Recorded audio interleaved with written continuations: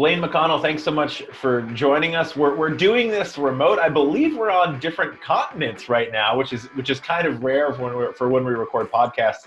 I'm in New York. You're in Iceland right now? I am. I'm in the north part of Iceland in a town called Akureyri, which is the second most popular city, I guess, here in the country. How do you end up in the north of Iceland? That seems like a pretty small city, I guess, not by Icelandic standards, but what brings you there, or what brought you there? My now wife is what brought me here. So we met in 2015 when we were both in like the CrossFit world. Mm-hmm. And this is where she's from. So we got married out here. We've been living out here for the past 2 years. And that's kind of what brought me up to the north part. Otherwise, I don't think many people know about this town because Reykjavik's so popular, but up here is a little bit more peaceful and quiet. So it's fun. I was going to ask, what are the pros to being an athlete training in a remote location? And I guess that's probably number one. There's not a lot of distractions. There's not a lot of distractions at all. And I mean, it's to the point where it's almost like when I'm not training, I'm just bored. Like I don't have anything else really going on. I mean, you do all like the touristy stuff when you live here for the first year, but then after that, you kind of just like settle into like your daily life.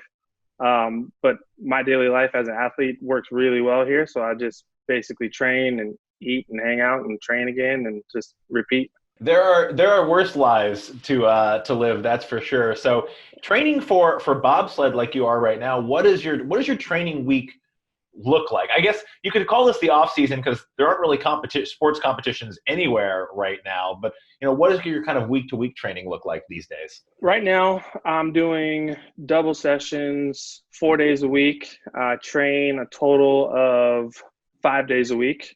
So I'll have one day where I just do some like easy weight room work. But most of my mornings I go to the track.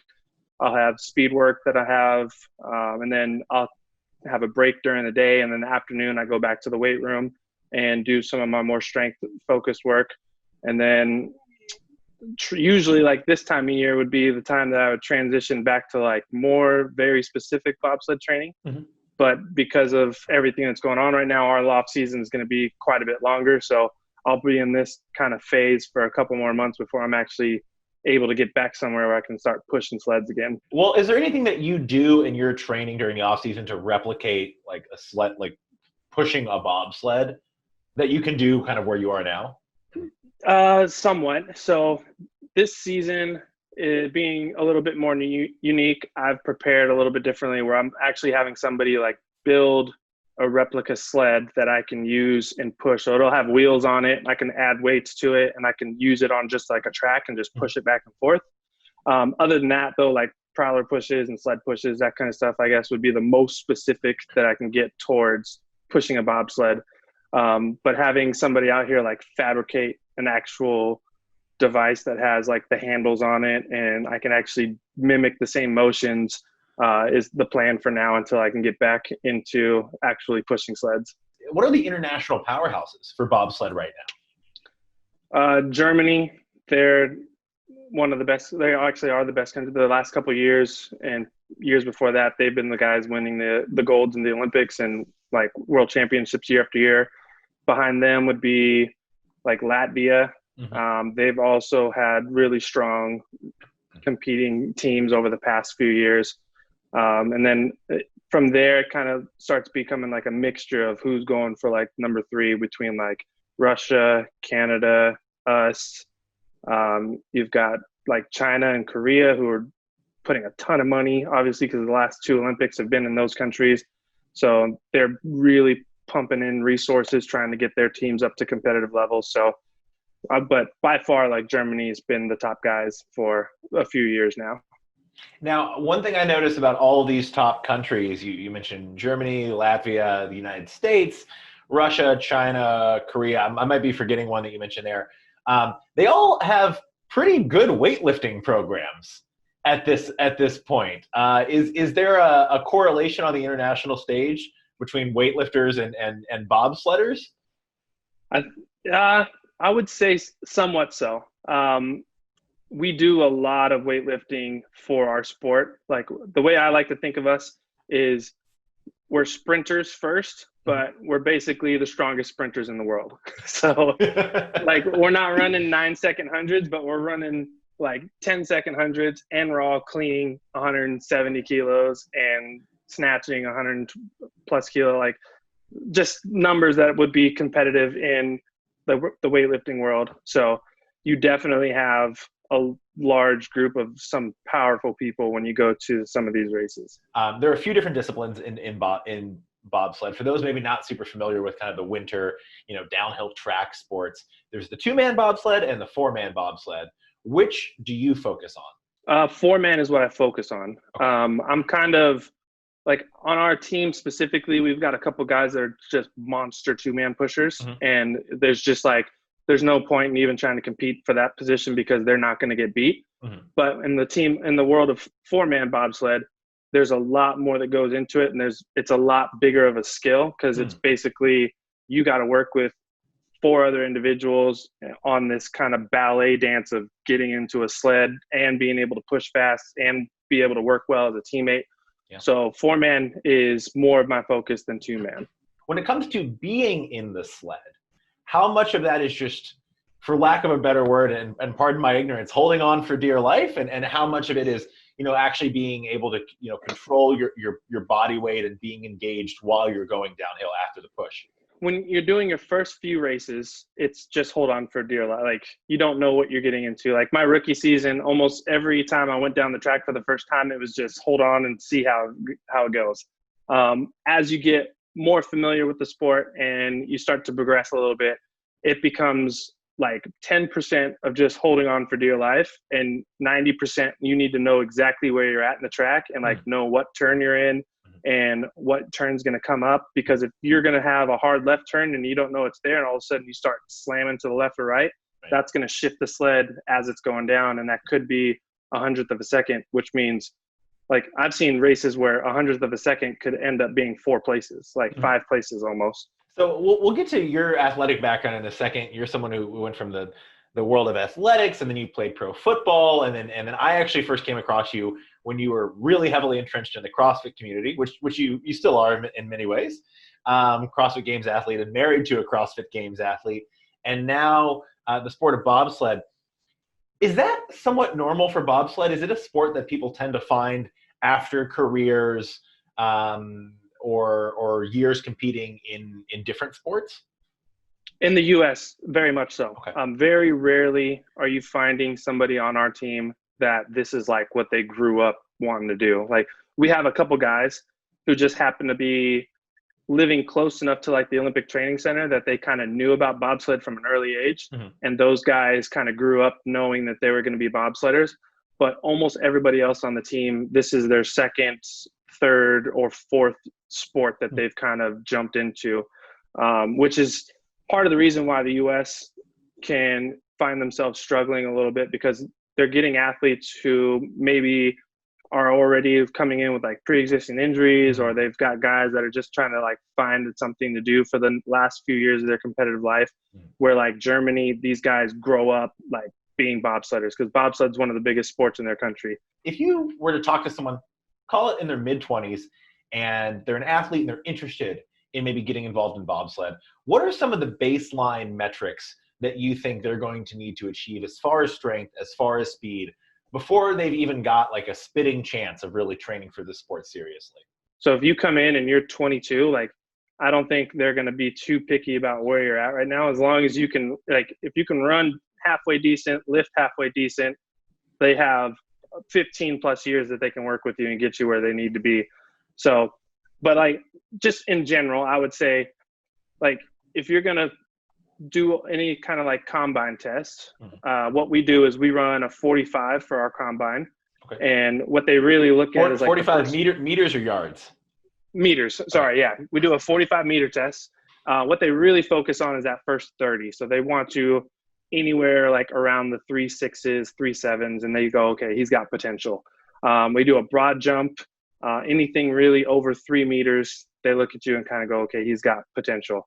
And then like the clean, our max, like you can max out on points. So 100 points is 150 kilos. Okay. And then like if you're anywhere around 120, then they're going to look at you and be like, he has potential again. And then the last thing that we do for the test is back squat. and we do a 3-rep back squat, and 100 points is 200 kilos, so 440 pounds. So if you could 3-rep anything within like an 80% range of that, then most likely they're going to look at you and want you to stick around and continue to be in the organization and kind of grow. And maybe you're not going to be on the national team right away, but we have developmental teams that you can still slide, you can still push, you can still get experience and get reps as you're trying to work your way up to hit those physical numbers. So then eventually people could end up making onto the national team who have been there for 3-4 years, maybe just trying and just sticking around with it. Because I was in the CrossFit world, we don't do any sprinting in CrossFit, which I think anybody that's followed me on social media over the past couple of years has known, like, I'm harping on people like, go sprint more, like go run more. So I did very little, if any, sprint work leading up to my combine, but everything else I did fine. Like, I'm naturally explosive. So like doing broad jumps and lifting and all that kind of stuff, I scored really high on my overall combine test, and then worked on my sprinting over the first year and a half. And now it's to the point where like I could probably max out everything fairly closely. But weight is huge. Weight is very important. The way that, like, for example, 4-man works is you've got a minimum that the sled is allowed to weigh. So I think it's 210 kilos or something like that is like the lightest that the sled can possibly be. And that's just, and then you've got a sled by itself. That's not with people. Yeah, that's not with people. That's a sled by itself. So you have a maximum weight that the sled's allowed to be, which is like I don't know the numbers exactly, but it's like 670 or 680, something like that. Mm-hmm. So when you pile all 4 guys in plus the sled, it can't weigh more than that 680 or 690. Gotcha. So if you have a bunch of heavy guys, then you can have a sled that's at minimum weight, and you're more than likely going to push faster because you're pushing a light sled. Versus if you have a bunch of light guys, you have to make up that weight by adding weight into the sled. So now you've got a bunch of lighter guys pushing a heavy sled, not necessarily going to be the fastest push at the top. So weight's very important. Height, not so much. It's basically, I mean, we've got guys that are 5'7", and we've got guys that are 6'3". So if you can fold yourself over far enough where you can fit in a sled, then they'll find a spot for you. How did you discover bobsled? And then the second part of that question is, when did you decide to make that your athletic focus? At the time, I was working at CrossFit Invictus, and it was during the 2018 Winter Olympics. Okay. So this was around February time, I think. And it was me, Sam Dancer, Jared Enderton, Sam's wife, Jan, like Garrett Fisher was there. We all had a group of people just at the house watching TV, and the Olympics popped on and bobsled came in. And almost immediately, everybody in the room was like, this is what you need to be doing. Like, stop doing anything else that you're doing and go try bobsled. So I was like, sure, why not? And then the weird thing about it was, because Jared was there, he's been working at the training center in Colorado, and he knows some of the athletes that are bobsledders, and he knew some of the coaches. So as this came up on TV, Jared was like, I can get you in contact with people that can make this happen.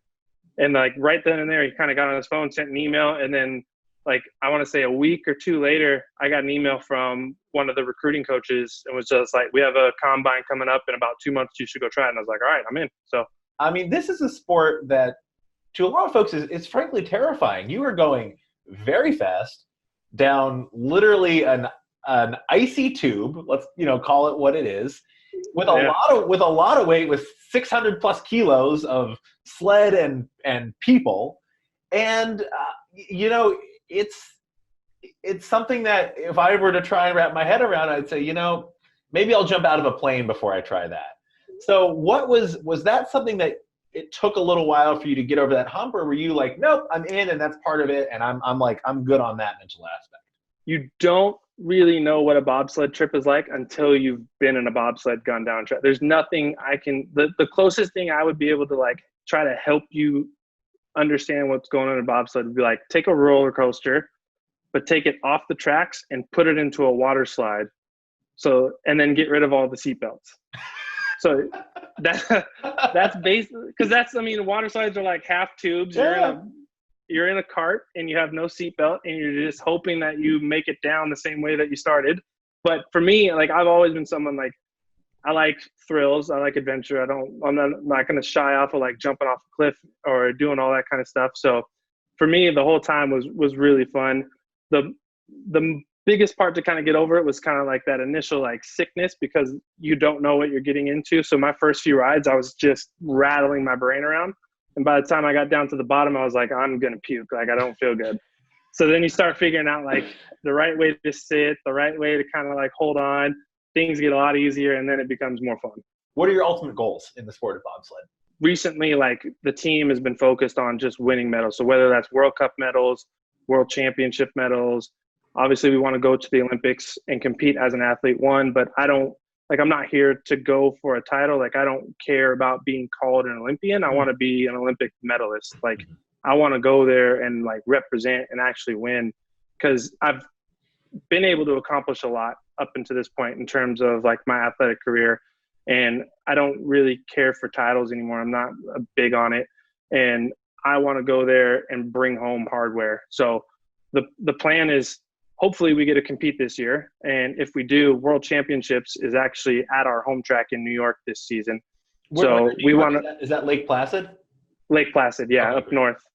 So World Championships would end up being in like February, March, and those would be at Lake Placid. And we, as a bobsled team, want to go out there and represent and win medals on our own track and kind of set up what would be kind of a launching pad going into the Olympics. So I think if we can race this year and we can go, I think we have a really good chance of bringing home a lot of medals at World Championships. And I think that's going to be a huge confident boost leading into the Olympics in China. Awesome. Blaine, thanks so much for taking the time to join us. It was a pleasure getting to know you, and best of luck moving forward in the sport. Thanks for having me. Appreciate it.